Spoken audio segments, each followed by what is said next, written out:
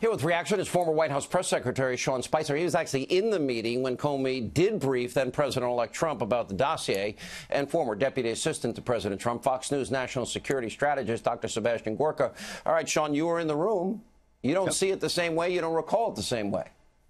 No, I think the account that Director Comey has in his book is at best misleading. So let me lay it out for you. On January 11th, the four intelligence chiefs came up to Trump Tower. They were about to issue a report on their findings of Russian involvement in the election and wanted us to be aware of what that report was going to be.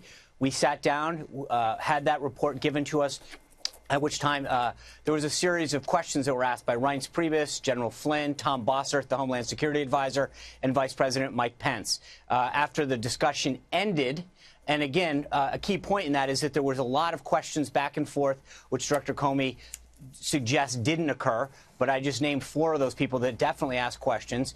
Then at that point, Director Comey said to the President-elect, "May I see you privately in the back of the room?" We got up. The rest of us exited the room, the secure room that we had received the briefing in, and went outside. At that time, as you may recall, there was a little bit of distrust among some of the political appointees, Director Clapper and Director Brennan. So we ran by the statement that we were going to issue to make sure that it was in accord with the classified nature of the briefing and that they weren't going to differ in terms of their account of the meeting that we had just had. And Comey goes on in his book to talk about how it became a PR session.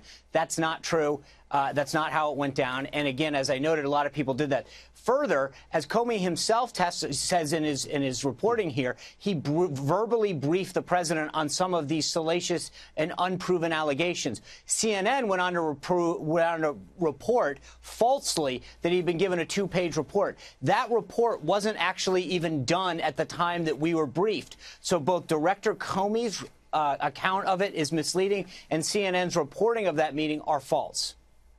All right, let me go to Dr. Gorka. So, you know, the big issue for the media for over a year has been, Russia influence in the election. And James Comey knew before the election Hillary paid a foreign national, Christopher Steele, through Perkins Coie, through Fusion GPS, and they paid for Russian lies to manipulate the American people. And then they used it to get a FISA warrant. And then he exonerated Hillary after Peter Strzok interviewed her, but they wrote the exoneration months earlier. And I'm trying to think, you can't make this irony up when you think about it.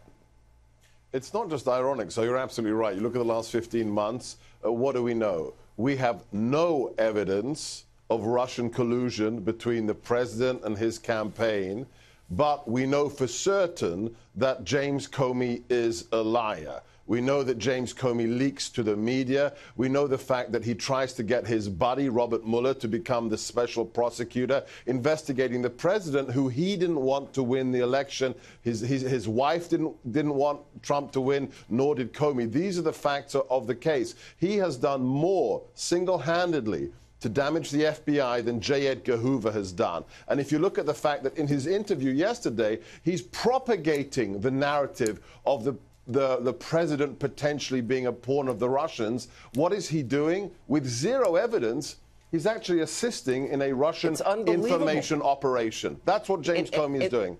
And he presented that phony information to a court to spy on an American, Sean. Well, I think, look, it's not just misleading. What he's saying now is, frankly, irresponsible. To go out there and profess loyalty and concern for these institutions and then openly speculate with no evidence is highly irresponsible. Now, he's free to do it. It's a free country. He can do it. But you can't go around and talk about the loyalty that you have to the institutions, to this country, and openly speculate about things of that nature and not wonder and not have the opposite effect. There's a reason I think that the director's book and his account and his appearance are getting panned, and that's because I think it's become about him and about his image and his attempt to sell books and not the truth. Last word, Dr. Gorka. I'll just tell you what I received recently, a text from an FBI agent, the senior one. This person told me for the first time in her life she is ashamed to work for the FBI. And that, she said, is thanks to James Comey. That's what he has done in the name of his ego and his book. Well, we got to remember it's not the rank and file. As a matter of fact, 99.9% do a great job protecting us every day.